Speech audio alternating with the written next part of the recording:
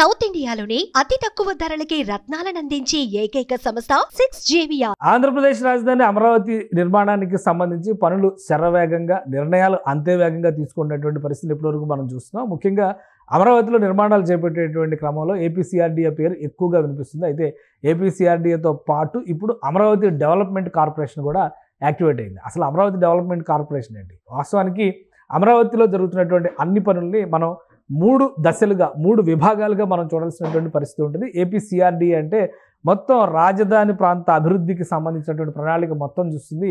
APCRDA Vijayawada నగరం డెవలప్మెంట్తో సహా దాని పరిధిలోకి వస్తుంది. ఎందుకంటే సిఆర్డీఏ అనేది ఒక పెద్ద హెచ్ఎండిఏ స్థాయిలో, హైదరాబాద్తో పోల్చి చూసినప్పుడు హైదరాబాద్ మెట్రోపాలిటన్ డెవలప్మెంట్ అథారిటీ ఎలా కనిపిస్తుందో ఆ స్థాయిలో ఉండేటువంటి వ్యవస్థ. అయితే అమరావతి డెవలప్మెంట్ కార్పొరేషన్ ముఖ్యంగా అమరావతి రాజధాని కోర్ క్యాపిటల్ ఏరియా పైన మాత్రమే దృష్టి పెడుతుంది.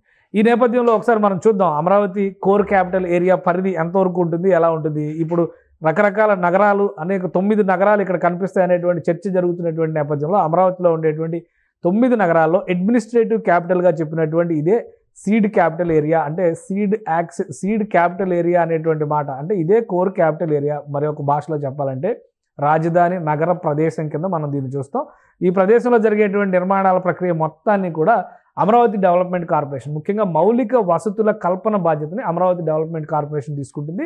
నగరానికి సంబంధించి బ్యూటిఫికేషన్ అంటే రహదారుల అభివృద్ధిలో భాగస్వామి కావడం, రహదారుల పక్కన చేసేటువంటి డెవలప్మెంట్ పైన దృష్టి పెట్టడం, అలానే నగరంలో ఉద్యానవనాల దగ్గర నుంచి ఇతర కార్యక్రమాలన్నిటి అభివృద్ధి బాధ్యతని కూడా ఈ సంస్థే తీసుకుంటుంది. అలానే ఇన్ఫ్రాస్ట్రక్చర్ డెవలప్మెంట్ అంటే రహదారులతో పాటు వాటర్ మేనేజ్మెంట్, వరద నీటి నిర్వహణ తదితర అంశాలన్నిటినీ కూడా అమరావతి డెవలప్మెంట్ కార్పొరేషన్ పరిధిలోనే చూస్తారు. సో ఏపీసీఆర్డీఏ అనేది ఒక పెద్ద విభాగం అయితే అందులో కొంత ప్రాంతానికి, ముఖ్యంగా 9 నగరాల బాధ్యత సిఆర్డీఏ మొత్తం చూస్తే కోర్ క్యాపిటల్ ఏరియా నిర్వహణ బాధ్యతని ప్రధానంగా ఫోకస్ పెట్టేది Amaravati development corporation. So Amaravati development corporation కొన్ని నిర్ణయాలను ప్రస్తుతం తీసుకుని అమలు చేసేటువంటి ప్రయత్నం చేస్తుంది.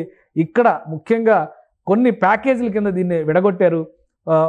జోన్ 10, జోన్ 12, జోన్ 12A ఈ ప్యాకేజీలకు సంబంధించినటువంటి నిధులు ఇచ్చేటువంటి కార్యక్రమాన్ని, టెండర్లు ఫైనల్ చేసేటువంటి కార్యక్రమాన్ని ఏపీసీఆర్డీఏ అమరావతి డెవలప్మెంట్ కార్పొరేషన్కి అప్పగించింది. ఈ నేపథ్యంలో 1487 కోట్ల రూపాయలకి సంబంధించినటువంటి ప్రాజెక్టులు, అంటే ఇక్కడ మనం ఒకసారి గమనించవచ్చు, 1487 కోట్ల రూపాయల పరిధిలో చేసేటువంటి మందడం, నవలూరు, ఐనవోలు, అలానే కృష్ణాయపాలెం, కురుగల్లు ఈ ప్రాంతంలో అమరావతిలోకి ఉండేటువంటి రహదారి వ్యవస్థ మొత్తాన్ని కూడా డెవలప్ చేయడానికి కావాల్సినటువంటి టెండర్లని కాల్ఫర్ చేసింది అమరావతి డెవలప్మెంట్ కార్పొరేషన్. అలానే జోన్ 2కి సంబంధించి 2949 కోట్ల రూపాయలకి సంబంధించిన టెండర్లను కూడా కాల్ఫర్ చేసింది. అవి నిడమర్రు, కురుగల్లు, నవలూరు. ఇందులో కూడా మౌలిక వసతుల కల్పనే ప్రధానమైన ఫోకస్గా ఉంటుంది. ఇక 12A జోన్ 12Aకి సంబంధించి చూస్తే కనుక 2159 కోట్ల రూపాయల పనుల్ని నిడమర్రు, కురుగల్లు పరిధిలో, ఇందులో 2 రకాల అంశాలు ఉన్నాయి.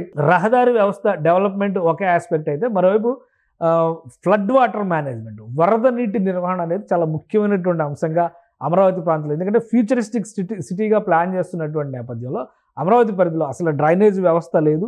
అలానే వరద నీటి నిర్వహణకి ఇప్పుడున్నటువంటి వ్యవస్థలో మరొక 50 ఏళ్ల పాటు ఉపయోగించడానికి ఎట్టి పరిస్థితుల్లో ఉపయోగపడే కావు. కాబట్టి రాబోతున్నటువంటి అంతర్జాతీయ నగర స్థాయికి అనుగుణంగా రహదారుల్లో కొన్ని కాంబినేషన్స్ పెట్టారు. అంటే blue and green water city అన్నారు కాబట్టి గ్రీన్ బెల్ట్ల డెవలప్మెంట్తో పాటు నీటి నిర్వహణకు సంబంధించి అమరావతి నగరంలో రహదారుల పక్కన పిల్ల కాలువల తరహాలో నీటి కాలువల్ని, ఎందుకంటే ఆ ప్రాంతంలో నీటి ఊటలు ఎక్కువగా వచ్చే అవకాశం ఉంటుంది. కృష్ణానది నుంచి వచ్చేటువంటి వరద నీరు కావచ్చు, కొండపల్లి వాగు నుంచి, పాలవాగు నుంచి వచ్చేటువంటి ఈ కొండవీటి వాగు, పాలవాగు నుంచి వచ్చేటువంటి నీటి నిర్వహణ బాధ్యత చాలా ముఖ్యమైనటువంటి అంశంగా మారుతుంది. కాబట్టి వీటన్నిటిని ఒక ప్యాకేజీల కింద విభజిస్తూ ఆయా ప్రదేశాల్లో దాదాపుగా ఇప్పుడు 7,000 కోట్ల రూపాయలకు సంబంధించినటువంటి పనులకి అమరావతి డెవలప్మెంట్ కార్పొరేషన్ టెండర్లను పిలిచింది.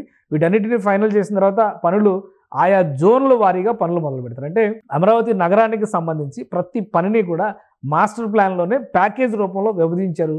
ఆ విభజించినటువంటి ప్యాకేజీలన్నీ ఒక్కొక్కటిగా టెండర్స్ కాల్ చేయడం, టెండర్స్ ద్వారా కాంట్రాక్ట్ సంస్థలకు అలాట్ చేయడం, ఆ పనులకి కూడా గడువు విధించడం, గడువులోగా పూర్తయ్యే విధంగా చర్యలు తీసుకోవడం. ఇది Amaravati development corporation seed capital ఏరియాలో ఉన్నటువంటి పనులపైన చేస్తున్నటువంటి ఫోకస్. ఇక సిఆర్డీఏ పరిధిలో ఉన్నటువంటి అతిపెద్ద మాస్టర్ ప్లాన్ పరిధిలో సిఆర్డీఏ పరిధిలో వస్తున్నటువంటి వ్యవహారాలన్నింటినీ కూడా ఏపీసీఆర్డీఏ ఫోకస్ చేస్తుంది. సో కీ ఏరియాగా చెప్పేటువంటి కీలకమైనటువంటి రాజధాని ప్రాంతంగా చెప్పేటువంటి నగర ప్రాంతంలో బాధ్యతల నిర్వహణకు సంబంధించి మౌలిక వసతుల కల్పనకు సంబంధించి అమరావతి డెవలప్మెంట్ కార్పొరేషన్ టెండర్ల ప్రక్రియను ప్రారంభించింది. కాబట్టి ఫిబ్రవరి నెల ఆఖరిలోపు ఇవన్నీ కూడా ఫైనల్ అవుతాయి. Internal road system development, internal water management, internal drainage system development పైన కూడా ఫోకస్ పెట్టడానికి ఇంకా మరికొన్ని టెండర్స్ పిలవాల్సి ఉంటుంది. ముఖ్యమైనటువంటి 3 ప్యాకేజీలు జోన్ 10, జోన్ 12 అలానే జోన్ 12A ఈ మూడింటికి సంబంధించి తాజాగా అమరావతి డెవలప్మెంట్ కార్పొరేషన్ టెండర్లను పిలిచింది. అతి త్వరలో ఇవి క్లోజ్ అవుతాయి. ఇవి క్లోజ్ అయిన తర్వాత కాంట్రాక్ట్ సంస్థలు ఆయా ప్రాంతాల పరిధిలో వరద నీటి నిర్వహణ, రహదారుల డెవలప్మెంట్ అలానే ఇతర మౌలిక వసతుల కల్పన పైన దృష్టి పెట్టడానికి మార్గం సుగమమవుతుంది.